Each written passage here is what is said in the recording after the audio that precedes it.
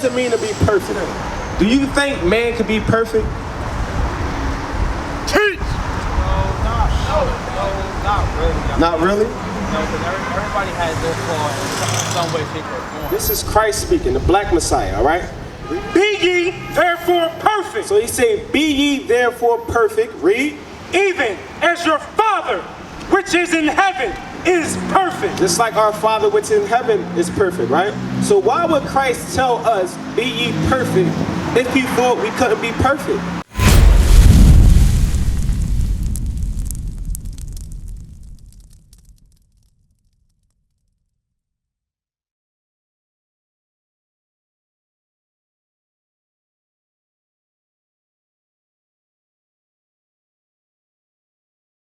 The Bible said the customs or the traditions of the people are vain. What is vain? If something that's vain, what is that going into?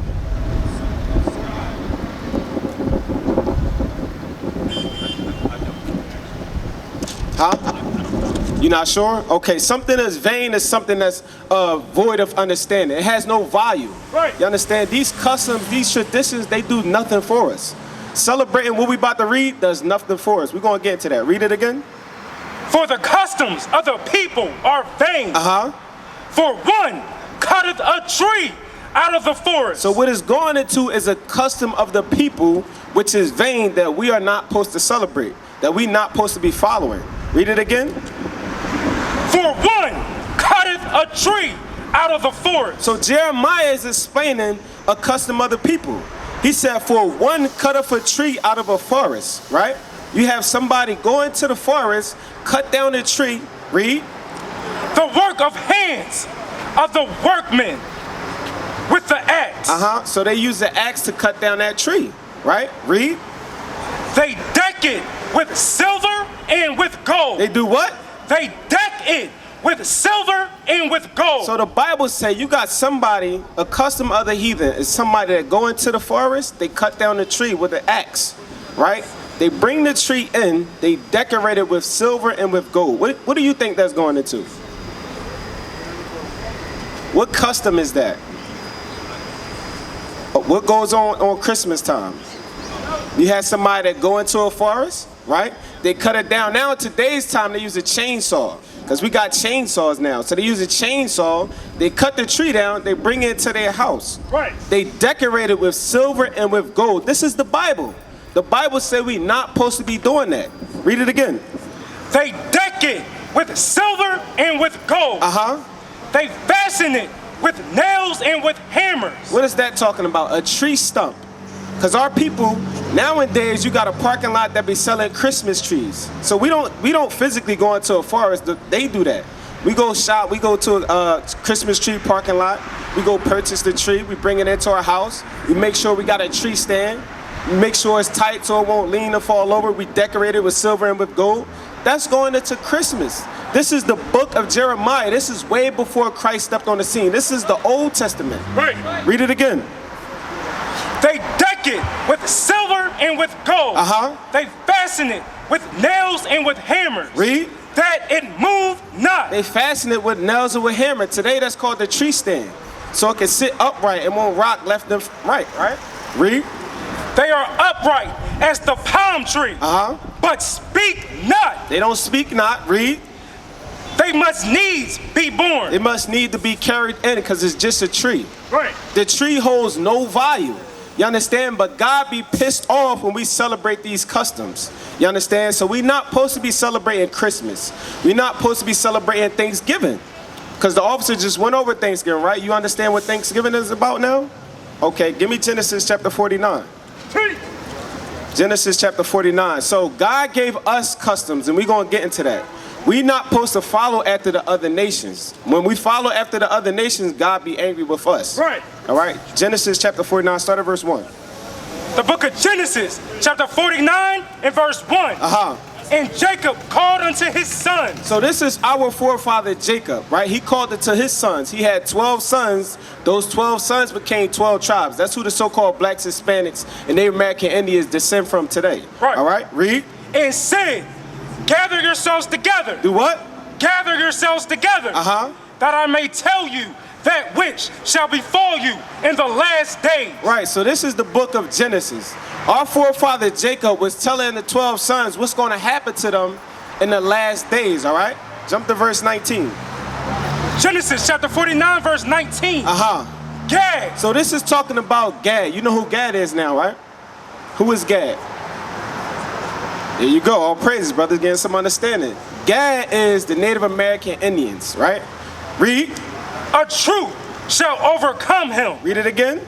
Gad, a truth shall overcome him. So it's talking about the Native American Indians. It say a troop shall overcome him. You know who that troop was that overcame the Native American Indians? Huh? It's talking about Andrew Jackson and the U.S. Cavalry. Right. They came against the Native American Indians and conquered them. Right. That was prophesied in the Bible. And they call that Thanksgiving or Right. Thanksgiving, because that's what it was about.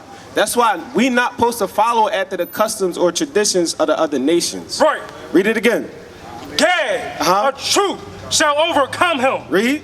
But he shall overcome at last. So it say, and he shall overcome at last. That's the rising of the Native American Indians. They're going to understand who they are. They're going to repent and turn back to the laws of God. You understand? Give me Revelation chapter 2, verse 25. Verse 25. But that which ye have already, hold fast till I come. So the Bible is telling us what? The understanding that you've been given out, that you're an Israelite, that you're not supposed to celebrate these customs, the understanding that's coming out, you're supposed to hold fast until Christ's return, right? Read. And he that overcometh. He that what? And he that overcometh. So he that overcometh, all the 12 tribes of Israel, if they hold fast to what God has been bringing out, and they'll overcome it, read. And keepeth my works. And keepeth his works. What are his works you think he's talking about? You're not sure? Okay, the works is going into the laws of God, the commandments. You understand? Like we was going over the Sabbath day. We was going over what? We got to keep the Sabbath day holy. You're not supposed to buy or sell. You're not supposed to cook. You're supposed to conquer things. Those are some of the works. There's more to that, and we're going to get into that. Read it again. Keepeth my works until the end.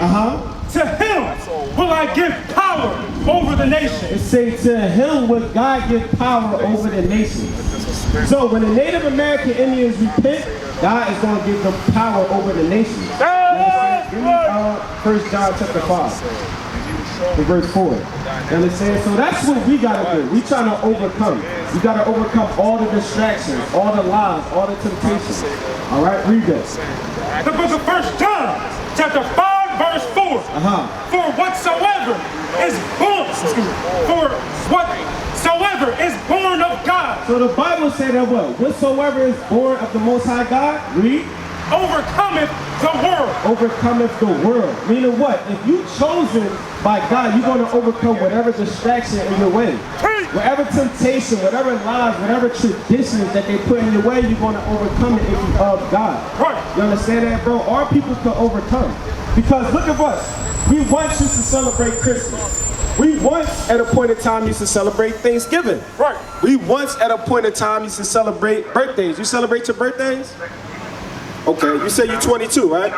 Okay, do you think we're supposed to be celebrating birthdays according to the Bible? You're not sure? That's why we here for it, bro. Each one teach one. Iron sharpens iron. That's what we are here for. All right, so finish that, then we're going to get into that because that's important. Because you got to overcome those things in order for you to rule, in order for you to get out of the conditions that we are in. All right, read that. And this is the victory that overcometh the world. Right, so he that is born of God overcometh, all right? So nothing nobody can do, if you're chosen by God, nothing nobody can do that can stop that. Now give me Job chapter 1. The book of Job, chapter 1, verse 4. No, start at verse 1. The book of Job, chapter 1, verse 1. There was a man in the land of Uz, whose name was Job. So this is talking about our forefather Job, all right? You ever heard of Job before? Okay, Job was our forefather according to the Bible. All right, read. And that man was perfect. And that man was what? Perfect. And that man was perfect. What does it mean to be perfect?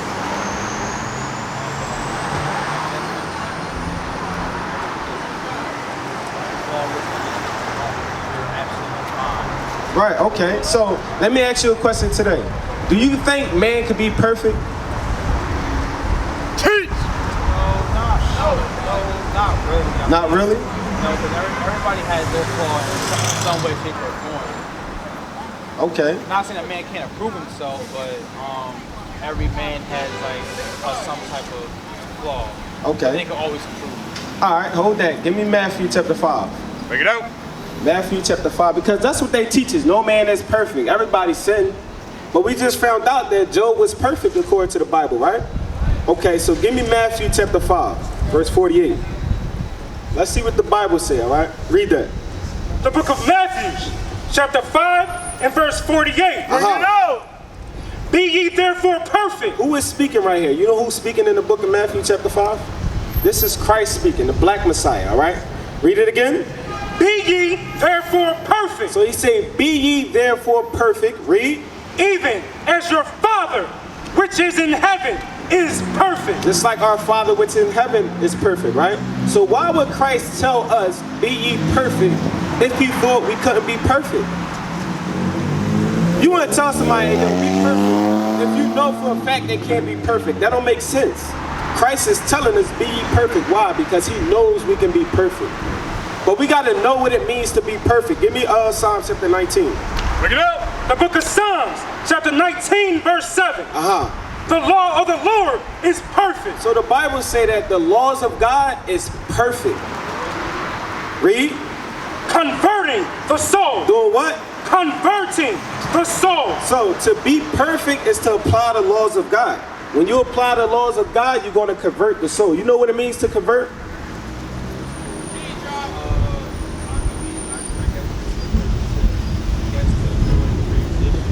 Okay. That's to right. transition. Good job. To transition or to change. Right. The Bible said that God's laws is perfect in changing the soul, changing your mind. Right. You understand? Our people that's going on in Philadelphia that's walking around up and down the streets, right?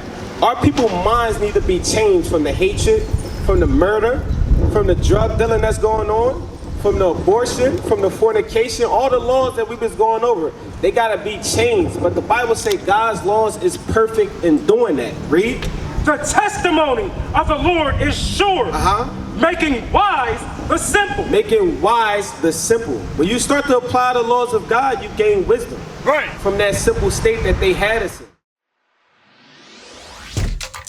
Shalom, Israel. This is Bishop Nathaniel. I want you to know that you can view all our Sabbath classes live on IUIC TV. That's right, I said on IUIC TV. Download the app today. Shalom. We used to scream Black Power while Heron was pushed. But at the end of the day, nothing's in vain. IUIC has been given a vision. The tents of Judah has risen.